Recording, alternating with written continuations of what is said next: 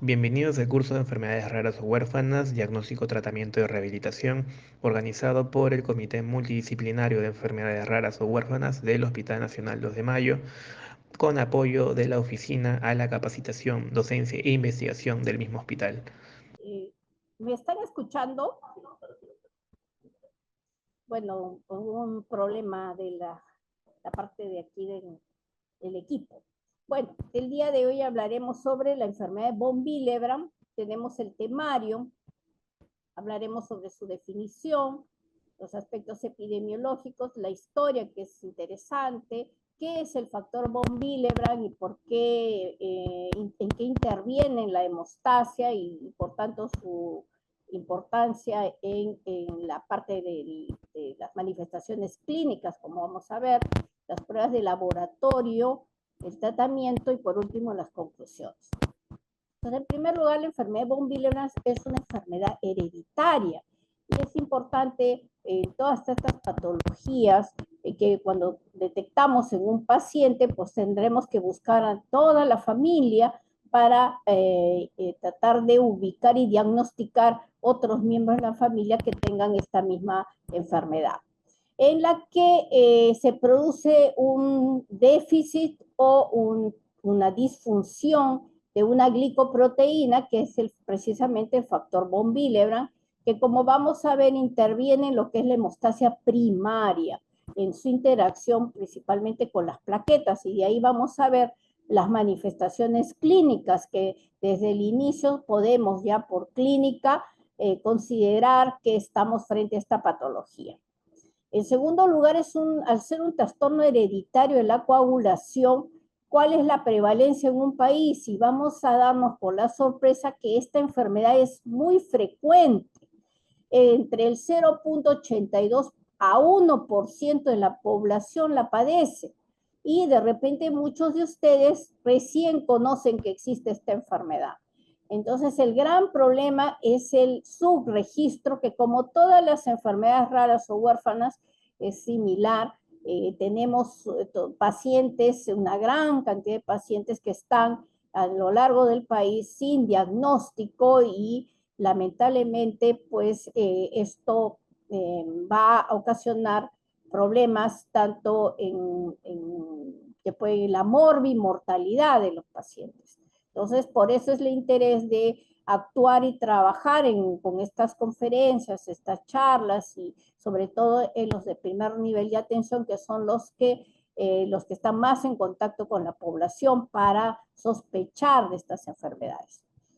Lo siguiente es la herencia, que es autosómica. A diferencia de la hemofilia, muchos hablan de que la von Willebrand es una prima hermana, diríamos, de la hemofilia. Vamos a ver que también se podría presentar sangrados a nivel de las articulaciones, que son síntomas comunes en la hemofilia. Sin embargo, la herencia es diferente.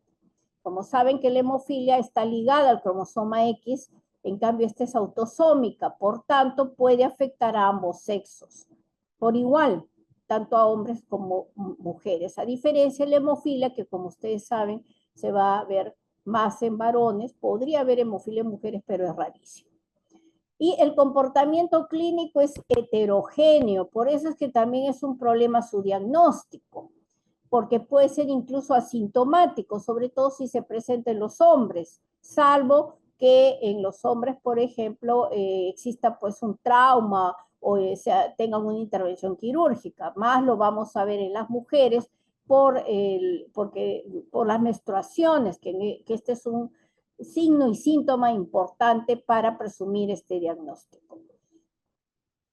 Y también por los grados de severidad, pueden ser leves y algunos, no la mayoría, pero pueden ser severos que incluso comprometan la vida del paciente.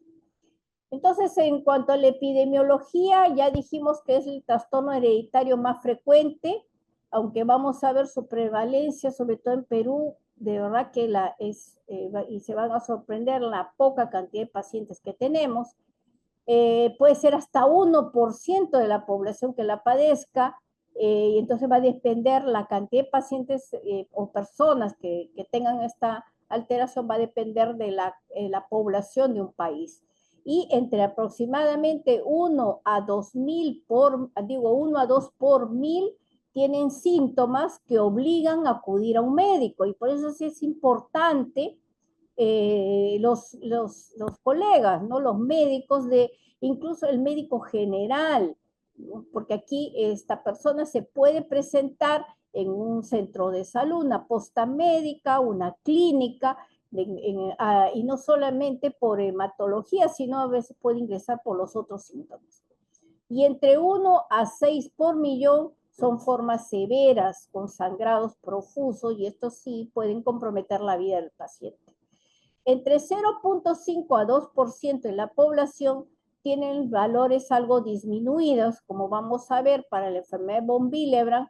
El factor von Willebrand debe estar menos del 30%, pero hay una población, que no es poca, que vamos a observar que tiene por más de 30%, pero el límite inferior es de 60%, por el límite normal inferior es de 60%, entonces entre más de 30 y menos de 60 se denominan personas que tienen bajo von Willebrand, que no sabemos exactamente, incluso esa población nos da problemas porque no sabemos si vamos a usar algún tratamiento, pero sí de repente tendrán un riesgo de sangrado, sobre todo cuando se sometan a algún procedimiento quirúrgico, etc. Entonces tenemos que observar de todas maneras a esta población. Y observan, este es de la población de pacientes atendidos en los centros de tratamiento. Este es el proyecto Hemofilia Perú, que tuvimos 20 centros de tratamiento a nivel nacional, tanto MINSA como ESalud, y observan que solamente enfermedad de von Willebrand diagnosticados hasta el 2020 eran 209 pacientes, de los que debería haber 310.000 personas con diagnóstico de enfermedad de von Willebrand en nuestro país. Menores de 18 años, 74, y de 18 a más, 135 personas. O sea, es totalmente un subregistro de esta enfermedad. Por eso la importancia de poder exponerlos y explicarlos a los diferentes niveles y de atención, los diferentes especialistas, para estar atentos cuando se presenten los síntomas que vamos a hablar.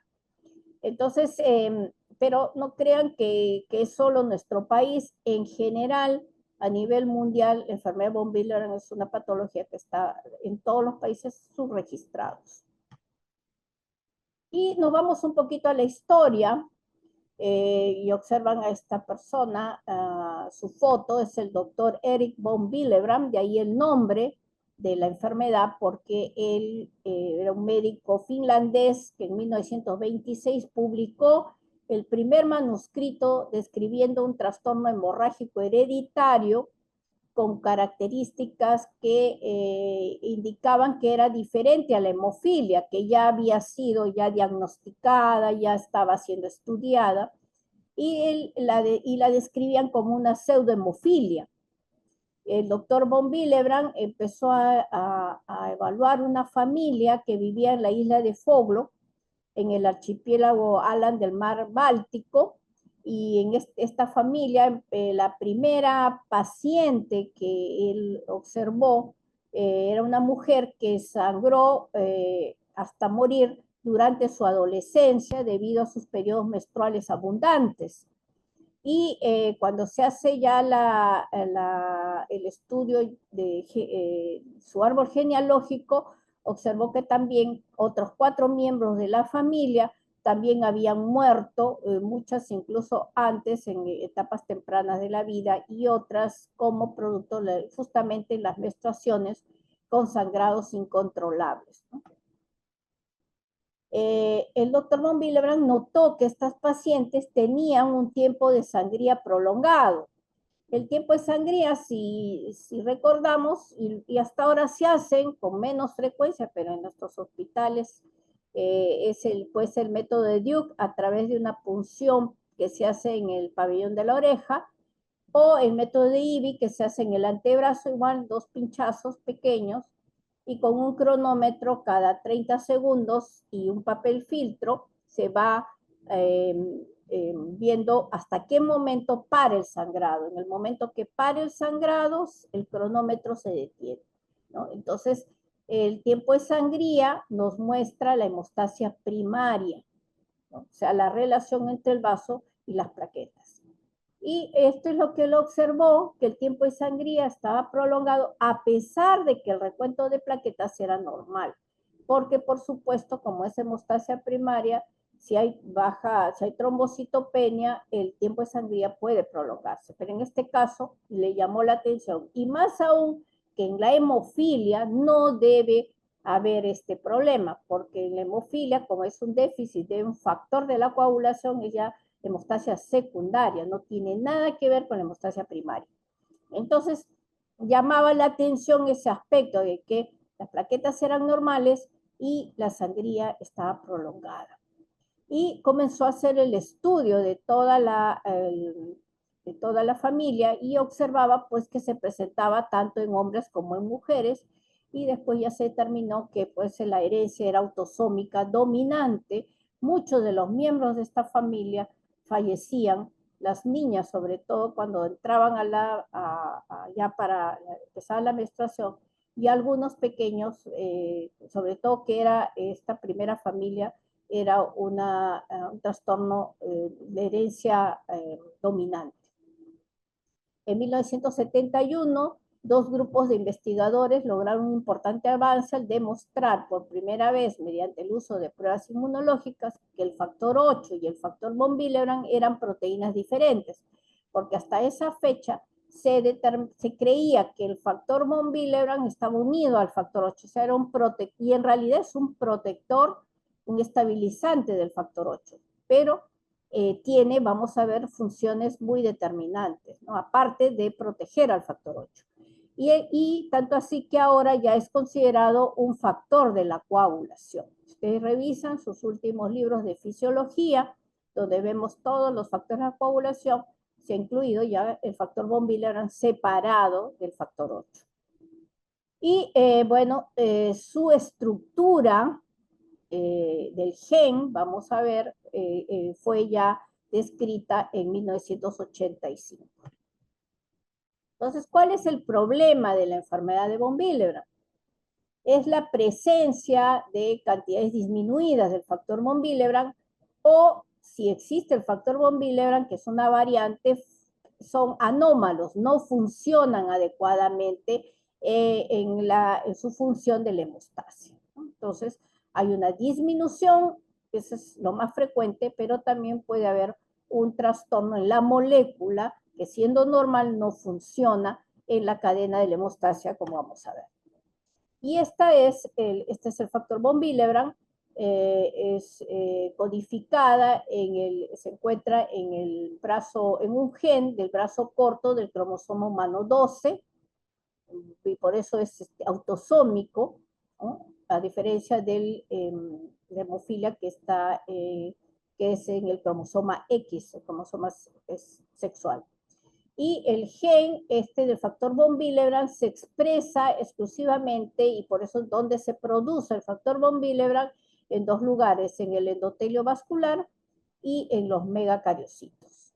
Y como ven, es una molécula grande que se va a ir adicionando una serie de estructuras, y al final se van a ir fraccionando cuando se metaboliza para formar los fragmentos de peso molecular bajo, intermedio o alto, que son ya los multímeros, y que nos van a ayudar al diagnóstico de las diferentes variantes de factor von Willebrand que hay.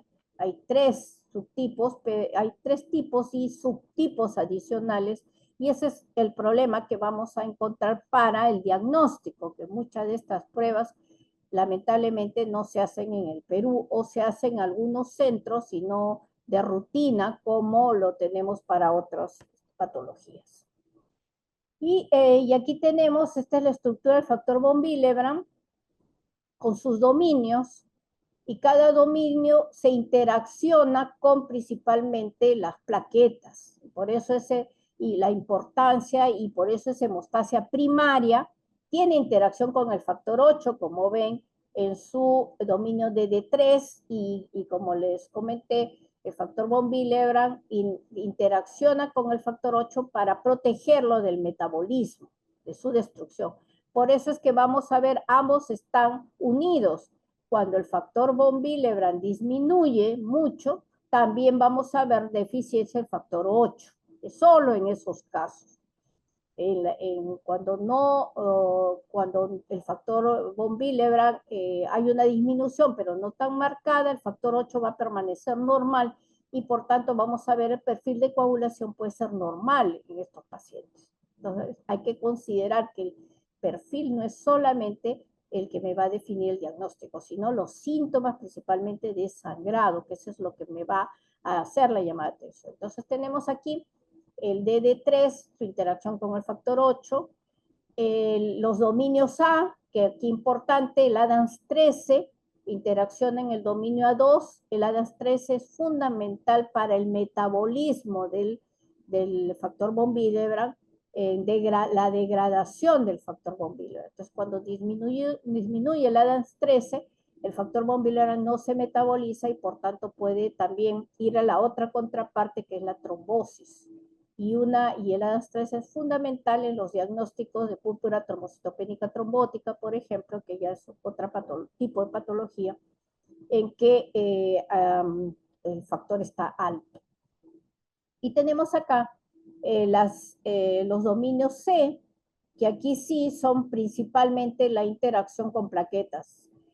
Ustedes saben que a nivel de la membrana de las plaquetas existen sus receptores que se le llaman las glicoproteínas, el GP, y de acuerdo, son varias variantes, y tenemos aquí las interacciones, por ejemplo, el C1 con el GP2B y 3A. Por eso es fundamental la interacción que hay del factor von Willebrand con las plaquetas. Y aquí lo ven, en qué intervienen en dos procesos. Y vamos a ver en el proceso de la adhesión, es decir, la interacción de la plaqueta con el subendotelio. Cuando el endotelio se destruye, inmediatamente entra a relacionarse muchas estructuras del subendotelio y las plaquetas comienzan a llegar, cambian de forma y llegan hacia la zona de la lesión. Esta es la primera fase de la hemostasia primaria, y ven cómo la plaqueta, para que se asiente sobre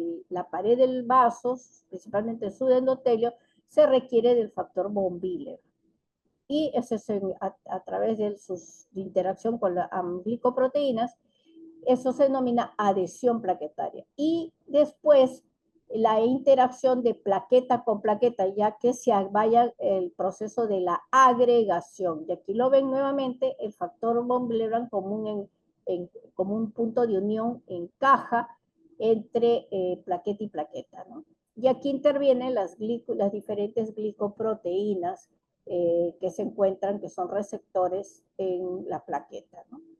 Y también la interacción con el colágeno, ¿no? Eso es lo que acá dice. Entonces, ¿en qué interviene? ¿Cuál es la función del factor von Willebrand? Entonces, su interacción con la plaqueta con el subendotelio. Segundo, entre ambas plaquetas, en el proceso de la agregación plaquetaria, donde interviene la glicoproteína 2B3A. Y en tercer lugar, como les comentaba, unirse al factor 8 y protegerlo de su degradación, ¿no? Esas son las principales funciones del factor von Willebrand, y por tanto principalmente actúa en la hemostasia primaria. Y vamos a ver por esos síntomas de lo que es hemostasia primaria. En cuanto a la herencia, entonces vamos a ver, ya hablábamos que es una herencia autosómica y puede ser dominante o puede ser recesiva, dependiendo de la variante como que hemos dicho, que hay varios tipos de enfermedad von Willebrand, y eso lo comentaremos dentro de un rato. Entonces aquí tenemos la herencia, el patrón de la herencia autosómica dominante. Tenemos aquí un ejemplo. Cuando es dominante, como sabemos, solo se requiere un gen mutado en un solo, puede ser el padre o puede ser la madre. Entonces, en este caso, el padre es el afectado, y lo ven aquí en el gen normal, lo vamos a considerar de color azul, y el gen anormal de color anaranjado. Entonces tenemos que la madre es normal y el padre tiene el gen defectuoso, pero al ser dominante va a bastar con que ese gen sea transmitido a sus hijos, sea un hombre o una mujer, para que expresen la enfermedad. Entonces, una persona con un trastorno autosómico dominante, y en el ejemplo es el padre, tiene el 50% de probabilidad de tener un hijo afectado con este gen mutante, que es un gen dominante, y el 50% de probabilidad de tener un hijo no afectado, o sea, hijo sano, ¿no? Entonces, por eso es importante estudiar a todos los hijos para poder determinar si tenemos uno afectado, si es que hay otro miembro de la familia que también lo pueda tener. Y el patrón recesivo, aquí tenemos que la herencia se requiere de 2 genes mutados, y aquí tendríamos al padre y la madre afectados. Por eso aquí es importante, y esto se da cuando hay pues relación entre familiares, entre parientes, porque si tenemos el recesivo, muchas veces no da sintomatología, sobre todo si es hombre. Pero como ven, al tomar contacto y tener hijos con la otra persona que sea también recesiva, entonces se va a expresar la enfermedad en los hijos.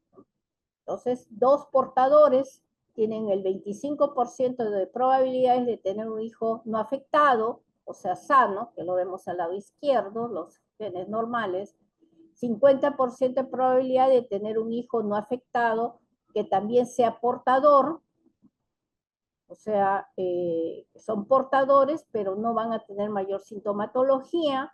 De repente la mujer sí, si es que puede expresar de repente en las menstruaciones, pero va a haber un 25% de probabilidad de tener un hijo que sí tenga las manifestaciones de la enfermedad von Willebrand, que en este caso es esa niñita del lado derecho, que tiene lamentablemente heredado los 2 genes defectuosos de los padres.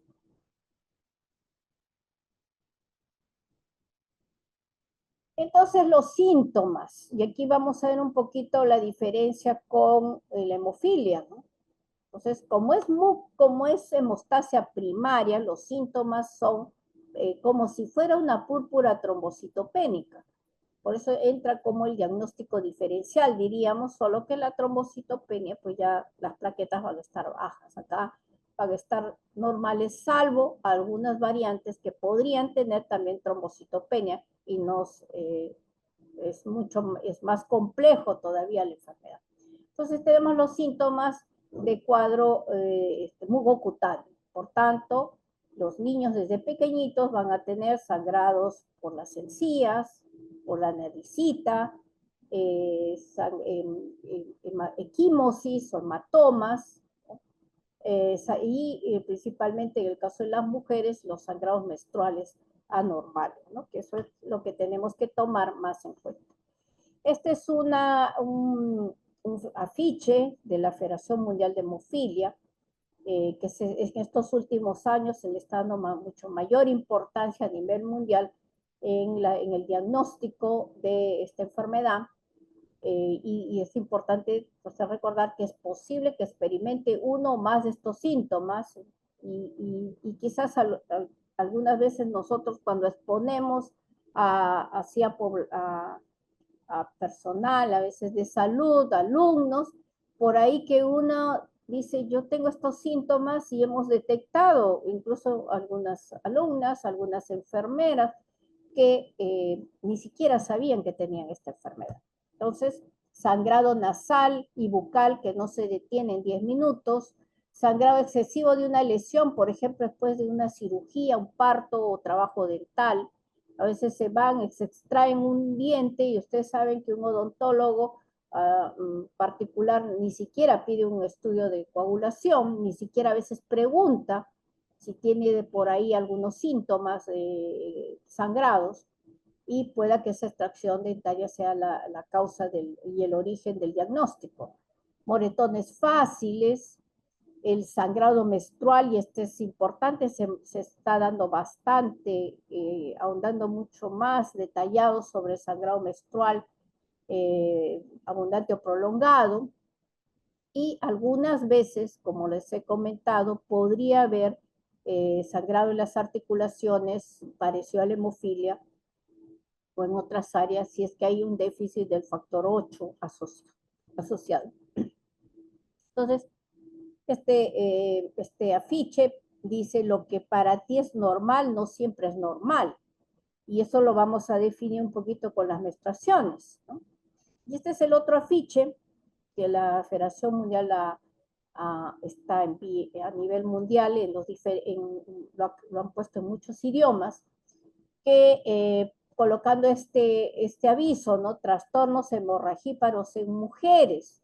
Los trastornos de coagulación no solo afectan a los hombres, porque como es la Federación Mundial de Hemofilia, entonces pensamos todo en hemofilia. Y aquí ya se está ahondando en que tomemos importancia también en las mujeres. Muchas mujeres con trastornos hereditarios viven con los síntomas por años sin saber su diagnóstico y pasan de médico a médico, médico, ginecólogo, desde pediatra, luego al médico general, el médico general al ginecólogo, el ginecólogo incluso le da anticonceptivos, hay algunas que por sangrados profusos son sometidas a histerectomías, y recién después de muchos años va con el hematólogo. Entonces, los síntomas en mujeres: alarma, podrían sangrar fácilmente, podrían tener sangrado más prolongado después de una cirugía, sobre todo ahondar en los partos, podrían tener sangrado profuso en partos, de repente han requerido transfusiones de sangre, podrían tener menstruaciones abundantes, podrían tener anemia, requerir hierro, y eso es algo también importante. Si tenemos una mujer que constantemente tiene anemia, menstruaciones abundantes, le damos hierro vía oral, a veces endovenoso, y no mejora porque sigue sangrando, entonces hay que hacer un estudio ya detallado y por tanto enviarlo al hematólogo. Y el sangrado puede ser tan profuso, como les comentaba, que algunas ya se someten a histerectomías para parar este sangrado, ¿no? Entonces, si tenemos síntomas llamativos, ¿no? Algo que salga de lo común, entonces es importante consultar ya a los médicos y a los especialistas. Y hay, en los últimos años, hay dos índices que se han considerado para que cuando el paciente llegue a nuestra consulta, y esto es principalmente, ya lo manejamos los hematólogos, son las recomendaciones del ISTH, que es la Sociedad de Hemostasis y Trombosis Internacional, que es el índice BAT. Y el índice BAT es el que nosotros tenemos que hacer cuando llega una paciente que está, me refiere, sangrados, principalmente por las menstruaciones. Entonces yo comenzaré a investigar otros síntomas de sangrado, ¿no? Y aquí le dan una puntuación en el sangrado en las nasales, o sea, la epistaxis, en los sangrados cutáneos, sangrados menores, en la cavidad oral, sangrado gastrointestinal, si ha habido hematuria, si hay sangrado post-extracción dentaria, en alguna cirugía, en las menstruaciones, en el parto y posparto, si ha habido hematomas musculares llamativos, ¿no? Que han requerido, incluso todos estos sí han requerido no tratamiento, hemartrosis, sangrado ya más llamativo si ha sido hospitalizado por un sangrado del sistema nervioso central, o post algún procedimiento, ¿no? La circuncisión, en los bebitos si es que alrededor de su ombliguito han sangrado, etcétera. Entonces ya este índice BAT nos detalla, ya tenemos que hacer ya un más acucioso, una historia clínica investigando en el paciente si tenemos, si hay factores de riesgo. Y voy dándole puntuación y de acuerdo a esa puntuación veremos si hay la sospecha de von Willebrand. Y este es el último que se le está dando mayor interés es en las menstruaciones, porque muchas de las mujeres cuando llegan le preguntamos cómo menstrua y me dicen, bueno, mi menstruación es normal. ¿Y cuántos días le dura? 10 días. Pero como toda la familia, la madre, la hermana, la tía, de repente todos son von Willebrand y nunca las han diagnosticado, para ella la menstruación que dure 10 días es normal, porque toda la familia, las mujeres, son normales. Entonces, muchas de estas patologías se detectan cuando seamos más acuciosos y aquí irnos hacia la menstruación e investigar. Y aquí ha salido el PIVAT, que es la puntuación expresamente para menstruaciones. Entonces tenemos las compresas y hay que preguntarles, o sea, si la compresa es sangrado, o sea, las toallas higiénicas, cuántas usa, y voy dando por punto en base a la cantidad que usa al día. Si es poca la cantidad o si de repente en los primeros días es bastante, como la toalla en el primer cuadro, en las compresas, que la toalla se llena completamente de sangre, de repente es los primeros días, y luego los siguientes días va bajando hasta que llega el día 9 o 10 con poca cantidad. Entonces, cada uno se le va dando un punto y de acuerdo sumamos más las toallas que se usa al día. De repente, incluso en la noche, muchas usan estos, ya hasta a veces pañales. Entonces, hay que tener acuciosidad en determinar más o menos el sangrado. Tampones, si es que se usa, aquí en Perú no es muy frecuente el uso de tampones, y el otro son si es que solo es sangre o si hay coágulos. Si los coágulos son pequeños, eso es como una monedita de 20 céntimos, o si el coágulo ya es grande, como más de tamaño de un solo más. Entonces, también hay que valorar y se va a dar una puntuación. Al final se suma todo y esta puntuación, si es por encima de 100, ya estamos considerando que hay una gran posibilidad de que estemos frente a la enfermedad de von Willebrand y tendremos que hacer pruebas. ¿Y qué pruebas haríamos? Y aquí es nuestro gran problema, ¿no? Porque los test básicos de laboratorio que evalúan la hemostasia, como son el recuento de plaquetas, puede estar normal, salvo si hay trombocitopenia, como vamos a ver, hay una variante que sí la puede tener. Y aquí es importantísimo el tiempo de sangría, que va a estar prolongado, pero que lamentablemente en nuestros hospitales el tiempo de sangría ya no lo están haciendo.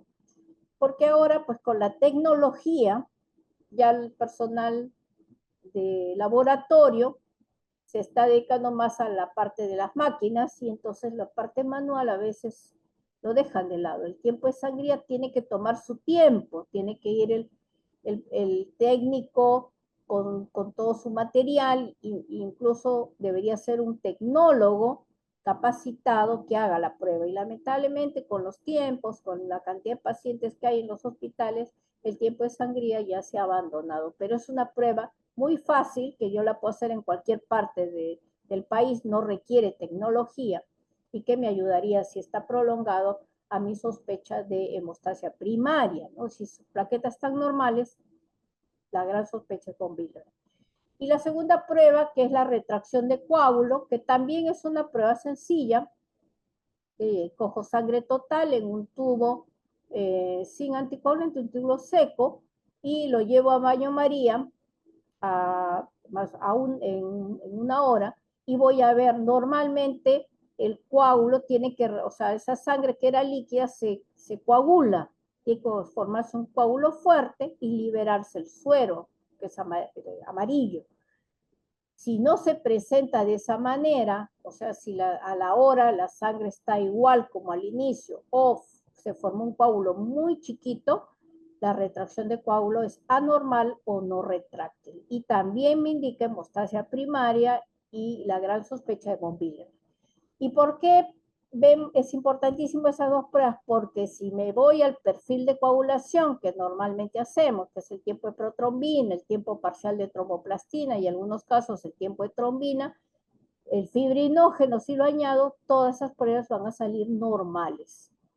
Y eso sí es importante porque hemos tenido casos que nos llegan ya, porque muchos años está esa persona sin diagnóstico y nos llegan a veces por la anemia y lo han descartado el diagnóstico porque las pruebas de perfil de coagulación salen normales.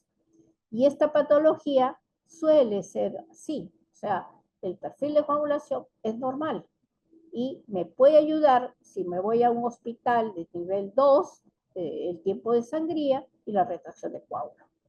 Y con esto me podría ayudar y transferir al paciente ya a los hospitales de más complejidad.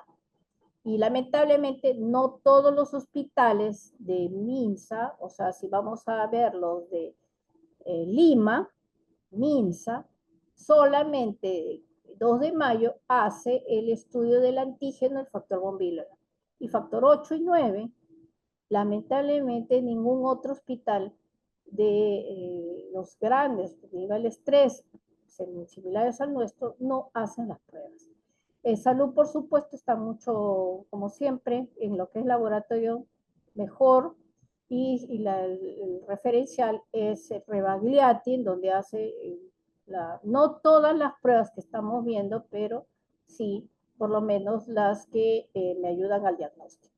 Y aquí tengo las pruebas de diagnóstico, o sea, si yo tengo mi screening con las pruebas anteriores, me voy ya a pedir estas pruebas para definir exactamente primero el tipo de von Willebrand que vamos a ver y si es pues leve, moderado o severo. Y tenemos aquí primero la actividad coagulante factor 8, o sea, el dosaje del factor 8, que es importante también hacerlo como parte del diagnóstico, porque vamos a ver que puede estar bajo, y si está bajo, pues va a acentuar mucho más también el sangrado.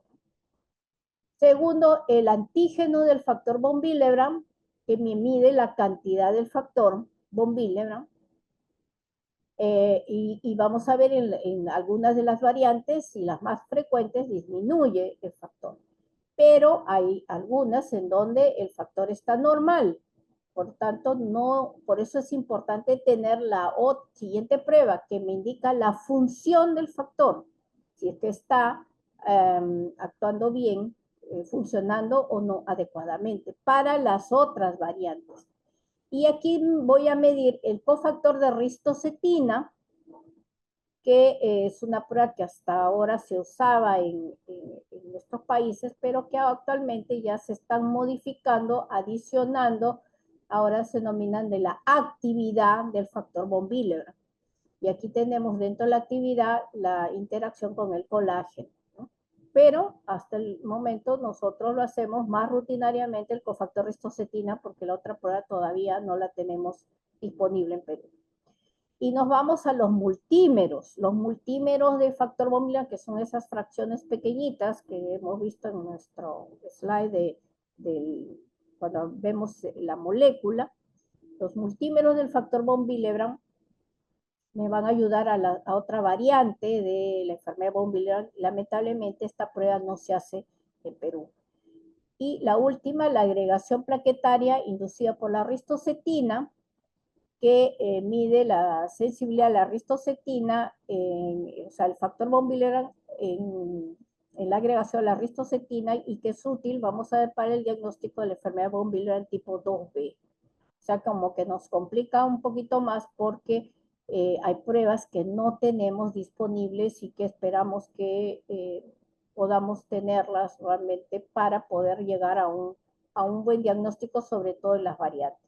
Y me sirve para esto, bueno, esta parte ya es más compleja para nosotros, los especialistas, pero recordemos que los criterios de diagnóstico para la enfermedad von Willebrand, en primer lugar, es la historia de sangrado significativo, y ahí nos ayudan ustedes, tenemos los primeros niveles de atención. Si son acuciosos y observan pacientes, sobre todo las mujeres, cuando empiezan o están en etapas de menstruación, o cuando han tenido ya embarazos y los partos han sido difíciles, con sangrados profusos, etcétera, estar atentos a esto. La historia familiar, si ha habido miembros de la familia que han muerto por sangrado, ¿no? Entonces, en una operación, y predominantemente más, como es más frecuente en las mujeres, en un posparto, etcétera. Entonces, hay que investigar. Y ya nosotros haremos el estudio de los niveles de factor von Willebrand, que con más frecuencia el tipo 1, que es vamos a ver, casi el 70% son tipo 1, donde el factor von Willebrand va a estar menos del 30%. Si no, ya nosotros, según este algoritmo, ya nosotros definiremos las diferentes variantes, ¿no? Algunos tienen trastorno de plaquetas, o sea, hacen trombocitopenia, pueden semejar un PTI, una púrpura trombocitopénica idiopática, inmune, y al final no responden al corticoide y en realidad no son PTI, son von Willebrand.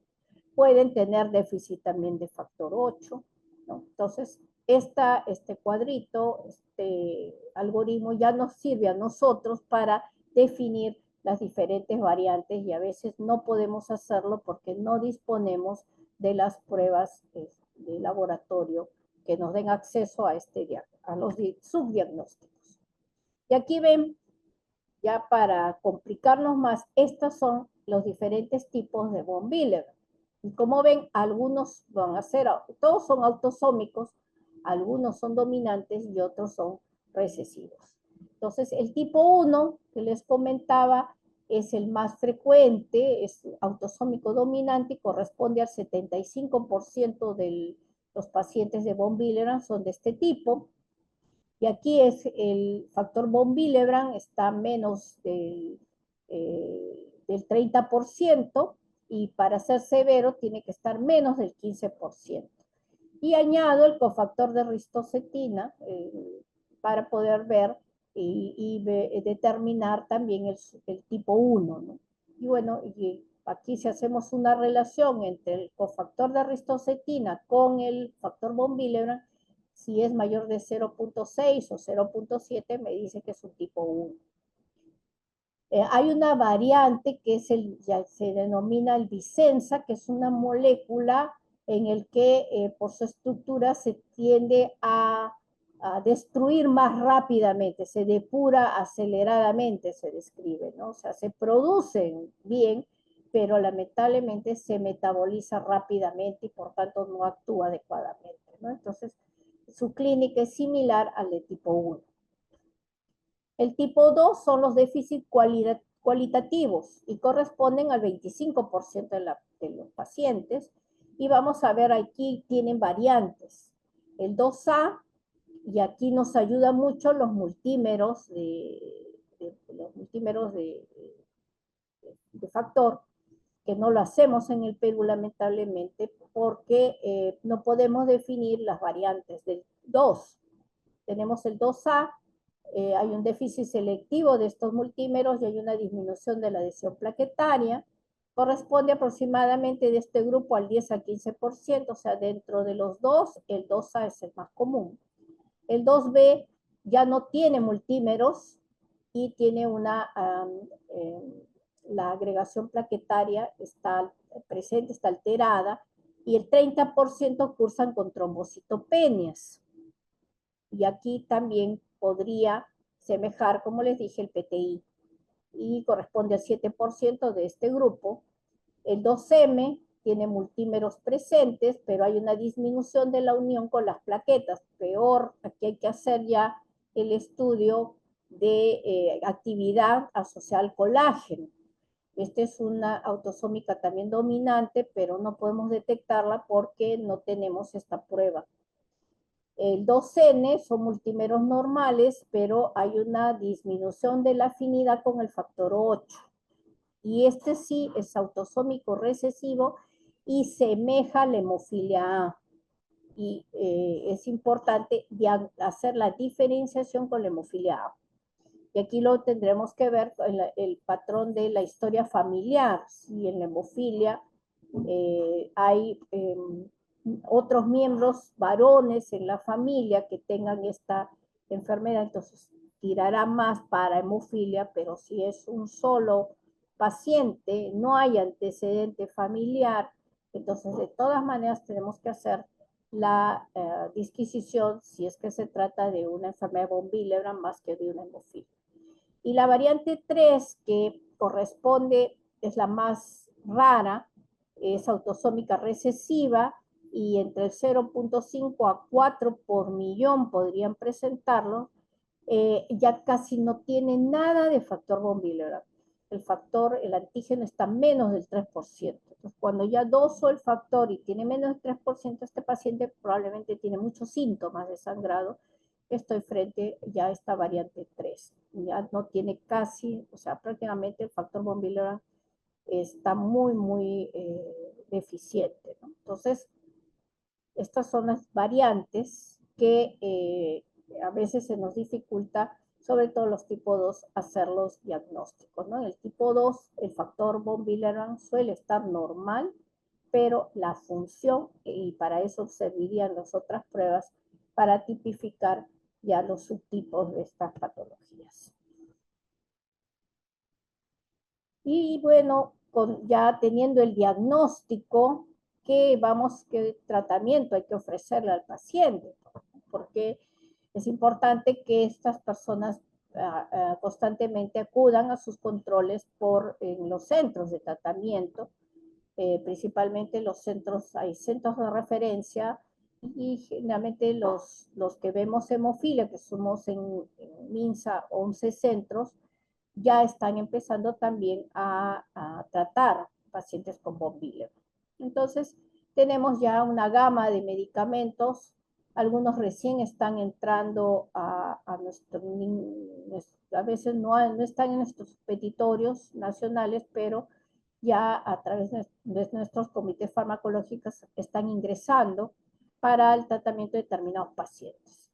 Entonces, en primer lugar, tenemos la desmopresina. La desmopresina es un análogo sintético de la vasopresina. Es el medicamento de primera elección, la recomendación de grado 1. Este es en base a las guías. Esta es la guía última del 2021, que se han unificado las diferentes entidades tanto la Federación Mundial de Hemofilia, la Federación Nacional de Hemofilia de Estados Unidos, el ISTH, que es la Sociedad de Hemostasis y Trombosis, el ASH, que también es la Sociedad Americana, y han sacado una guía en común, y se ha dado recomendaciones para los tratamientos. Entonces, basado en esto, la primera recomendación, primera elección en el tratamiento es el uso de la desmopresina. ¿Qué hace la desmopresina? Libera el factor von Willebrand almacenado en el endotelio, no en la plaqueta, en el megacariocito, sino en el endotelio. Es decir, que va a servir en el caso de pacientes que tengan von Willebrand, que produzcan, pero que están en el almacén. Y por tanto, este medicamento es importante para el 90% de los pacientes tipo 1. Son los que van a beneficiarse más con la desmopresina. Y como ven aquí en el cuadro, en esa figura, la desmopresina se da por vía nasal.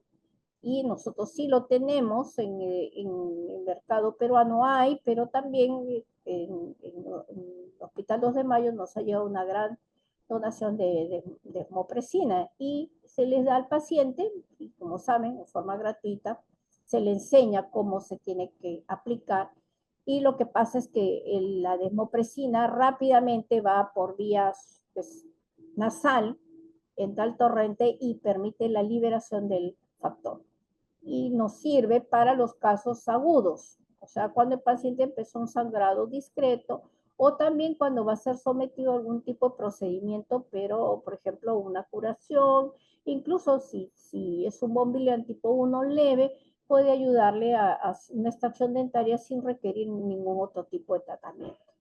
Como ven, es un producto que incluso lo puede llevar la persona en el día, en su bolsa, en su maletín, y usarlo cuando considere. Entonces se introduce la tapita dentro de la nariz y hace un punch entre unas dos y entra directamente, ¿no?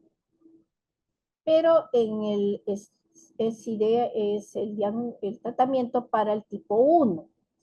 En el tipo 3 no responden porque, como saben, pues no produce casi nada prácticamente factor, y este es su propio factor, la producción de su propio factor. El tipo 3 no tiene, entonces no responde.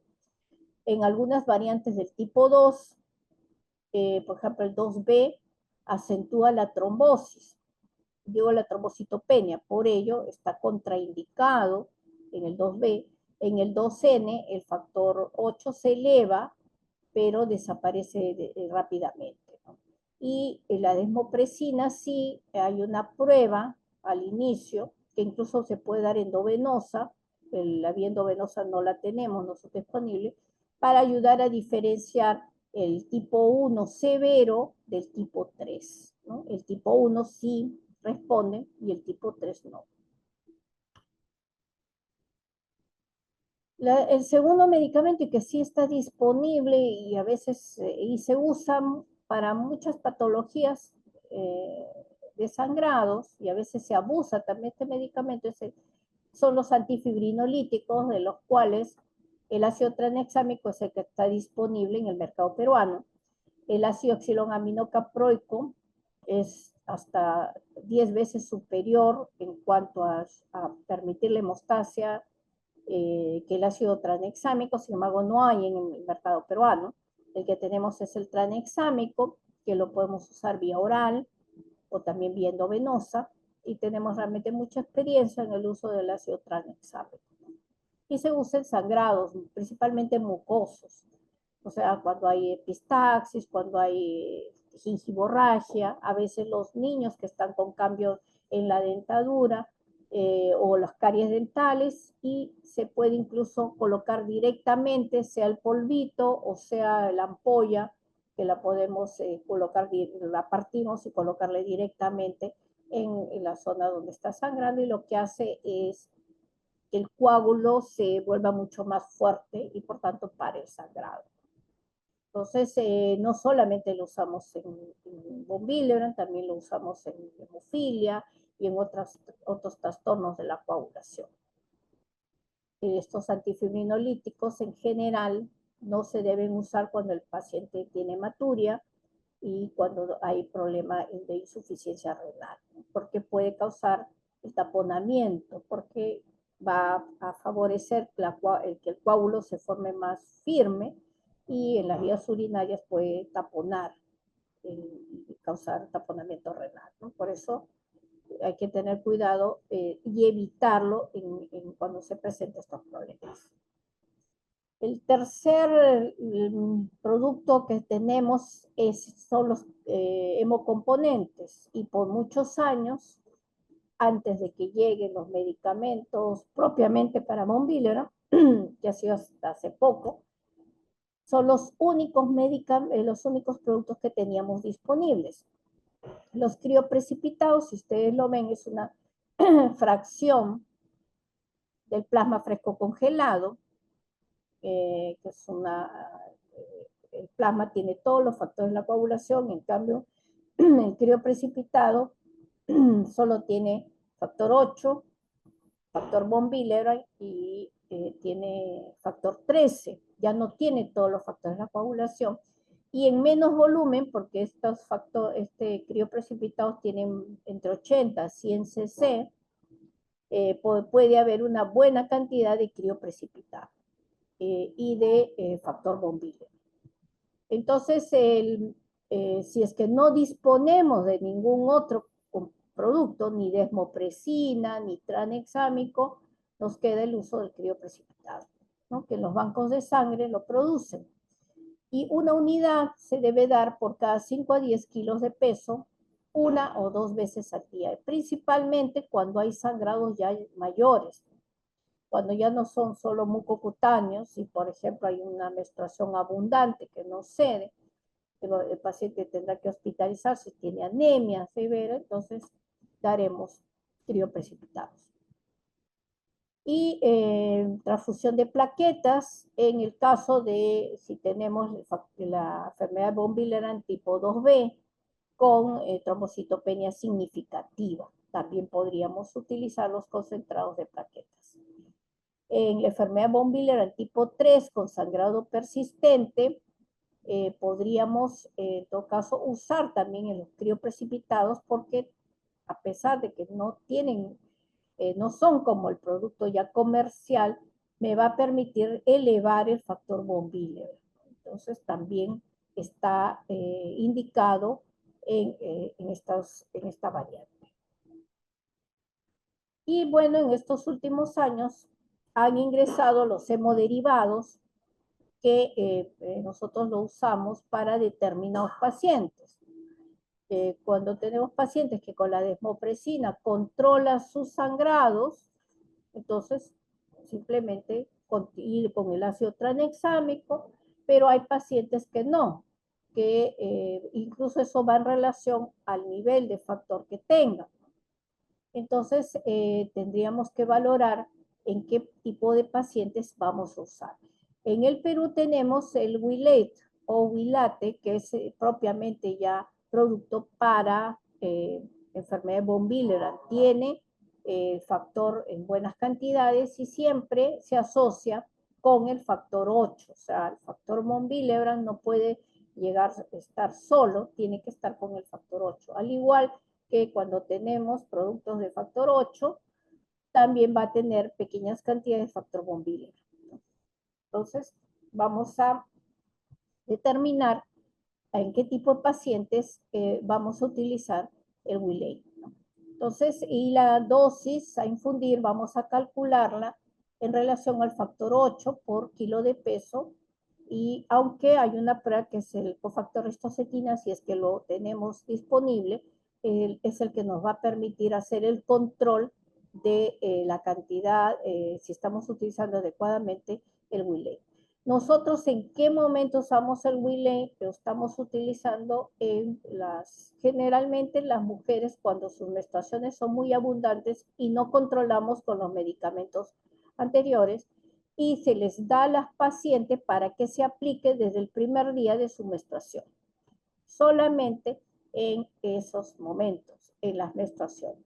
No sé, algunos quizás cuando se tenga un paciente tipo 3 de repente, la variante 3, pueden entrar a profilaxis, depende si los sangrados son excesivos y no se controlan con otro tipo de medicamento, ¿no? Y también a nivel mundial ya salieron, este es un factor plasmático, sale de donantes, y eso ya por comercialización, pero en estos últimos años ya se tiene el factor von Willebrand recombinante, que ya es también por manipuleo genético en los laboratorios, pero esos no están disponibles en nuestros mercados. Y aquí nosotros, bueno, basado en las dosis, y determinamos nosotros la dosis basado en por kilos de peso, y también depende de qué es lo que a qué nivel, a qué porcentaje lo vamos a llevar, dependiendo de la situación. Si el paciente va a ser sometido a una cirugía mayor, a una cirugía menor, a una cesárea, por ejemplo, o si va a haber un parto vaginal, una anestesia regional, etcétera, a qué porcentaje lo vamos a llevar. Por ejemplo, una cirugía mayor tenemos que llevar al 100%, una cirugía menor, que puede ser una extracción dentaria, podría ser hasta el 50%, entre 30 y 50%, un parto vaginal. Hay que tener cuidado que justamente cuando en el embarazo el factor von Willebrand va a elevarse, quizás no nos cause problemas en la gestación, pero apenas la mujer dé a luz, ahí es en las primeras horas donde se va a consumir gran cantidad de factor von Willebrand, y ahí es donde tenemos que estar muy alertas por el sangrado y empezar el tratamiento con factor. En la extracción dentaria, 30%, en sangrado espontáneo post-trauma, si ha tenido algún accidente, etc. Deberá, incluso siempre hay que explicarle al paciente que no pierdan tiempo y que acudan a sus centros de tratamiento porque ahí se conoce al paciente y se le puede dar el tratamiento rápidamente. Y algunas veces la profilaxis, como hemos dicho, en dosis pequeñas, ajustando también a la sintomatología dependiendo del paciente, ¿no? Bueno, aparte, otras recomendaciones, el uso de los anovulatorios, o sea, hay que ciclar a la paciente para también el control de las menstruaciones, por eso tenemos que trabajar muchísimo con los ginecólogos. También dictar charlas a toda la población de especialistas, sobre todo los ginecólogos, porque muchas de estas pacientes, desde muy jóvenes, cuando empiezan las menstruaciones, sus menstruaciones son abundantes y a quienes acuden en primer lugar son a los ginecólogos. Entonces, los ginecólogos tienen que estar alertas para presumir esta enfermedad y que vengan transfieran al paciente a los hematólogos. Y aparte de a los anticonceptivos, también podemos dar los antifibrinolíticos, por ejemplo, el ácido tranexámico, por 4 a 7 días en las menstruaciones. Si ya no se controla, pasamos pues ya al medicamento que es el Wiley. Los concentrados de factor se reservan para los pacientes, ya dijimos, con fenotipo severo, embarazo y parto. Hay que estar mucho cuidado, sobre todo el control por aquellos que tienen fenotipos severos, es decir, sangrantes, y valorar mucho también el nivel al que lo vamos a llevar, ¿no? Entonces, en gestantes y en el parto hay incluso protocolos, como ven, establecidos para esta población, porque el riesgo de sangrado incluso puede comprometer la vida de la paciente y deben ser manejados en centros especializados, ¿no? Entonces es mejor, si tengo una paciente con von Willebrand que está gestando, ya se le debe informar que sus ya días cercanos al parto deben ser transferidas al centro en donde ha sido su seguimiento para que ya el parto sea mejor controlado. Bueno, en conclusión, la enfermedad de von Willebrand es la coagulopatía hereditaria más frecuente. Sin embargo, en Perú y en el mundo los casos diagnosticados son pocos. Hay un gran desconocimiento de la enfermedad por parte de las diferentes especialidades médicas y esto ocasiona atraso en el diagnóstico, riesgo de vida, porque puede haber sangrados profusos que comprometan la vida del paciente. Se diagnostica más en mujeres porque pueden presentar menstruaciones abundantes, menometrorragias y sangrados postparto. Y como ya les dije, el perfil de coagulación puede ser normal y hay que estar alerta, y aquí es la clínica lo que nos va a dar la presunción diagnóstico, porque se requieren, como hemos visto, pruebas especiales que no están accesibles a nuestros hospitales. Bueno, eso es todo. Gracias. Les dejo mi correo por si hubiera alguna pregunta, cuando tengan ustedes pacientes con sospecha, no duden en escribirnos, nosotros les responderemos y realmente que sobre todo el personal de primer nivel son fundamentales, y no hablo solamente de médicos, hablo de enfermeras, obstetrices, ¿no? Que a veces una posta médica, a veces solamente hay un técnico, esa es nuestra realidad. Entonces todos yo creo que tienen que tener por lo menos el conocimiento básico para presumir el diagnóstico y que puedan ser estos pacientes derivados y transferidos a los centros de mayor complejidad. Gracias, y bueno, con esto yo creo que estamos concluyendo ya el año. Ha sido muy satisfactorio, con mucho esfuerzo. Agradecer acá a mi colega, el doctor Alex Orellana, que ha llevado realmente todo el peso de la organización. Y yo creo que el próximo año vamos a seguir. Espero que vamos a tratar de hacerlo más dinámico, con casos clínicos, para que tengan ustedes mejor participación. Y la idea es que ustedes nos apoyen en todo lo que son estas enfermedades huérfanas, nos apoyen a presumir los diagnósticos, no solamente de hematología. Han visto las diferentes patologías que este año hemos tratado de llevar para que estas personas tengan un diagnóstico rápido principalmente y nuestra intención es el tratamiento adecuado y oportuno. O sea, ¿qué hacemos diagnosticando si no tenemos los tratamientos? Y hacia eso es la lucha de los profesionales médicos. De nosotros nos toca la lucha de hacer que estos medicamentos, que a veces, muchos de ellos son de alto costo, accedan nuestros pacientes a nivel nacional. Ese es el interés y por eso la importancia de hacer estos cursos que vamos a continuar el próximo año y que espero que ustedes también estén con nosotros y participen. Gracias.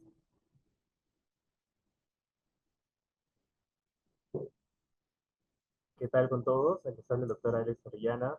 También agradecerle su participación en todos estos cursos que se han llevado a cabo durante prácticamente todo el año. Y también agradecerles el tiempo que se han dado de poder estar presentes durante la transmisión de estos, ¿no? Es muy importante y muy valioso para nosotros. Como bien dice la doctora, vamos a estar reorganizando todo. Este ha sido el primer curso, la verdad que ha sido todo un reto para poder coordinar con todos los doctores, tanto del hospital como de otros hospitales que nos han apoyado, ¿no? Y en realidad eso ha sido muy gratificante. Entonces, respecto a esta primera experiencia, va a haber, estoy muy seguro que una mejora y una mejor estructuración de todo el programa para que esto siga dándose año tras año, ¿no? Como quien dice, estas enfermedades raras o huérfanas tienen que dejar de serlo en algún momento y tienen que ser conocidas y también sospechadas por muchos profesionales de la salud para que puedan tener un tratamiento adecuado. Nuevamente, gracias por todo. Les estamos dejando el link de asistencia a quienes no se han podido registrar al momento en el chat del Zoom y se les va a comunicar acerca del examen final que ya se tiene preparado. De por sí les digo de que va a estar habilitado hasta el 27 de este mes, ¿no? Para que lo puedan dar en cualquier momento a través del aula virtual a los cuales ya tienen acceso ustedes. Bueno, eso sería todo de mi parte. Hasta luego y muchas gracias.